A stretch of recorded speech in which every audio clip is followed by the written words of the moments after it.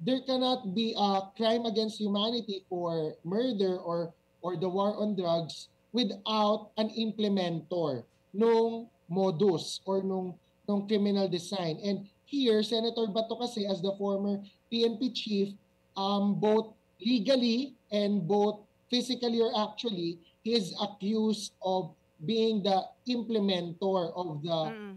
war on drugs Yep. in a very murderous way. So you have the Oplan Tokhang, which is an official legal memorandum circular issued way back July 2016 when Bato de la Rosa was the PNP chief. And then when he was in Davao, nung mayor pa lang si President Duterte, he's also accused of being an implementor of the Davao Death Squad. So it's quite logical na ang susunod na warrant na lalabas according to Attorney Cristina Ponti is the implementor Yeah. of the war on Mm. drugs. If President Duterte is accused to be the mastermind, then the next warrant that would come out is against the implementor.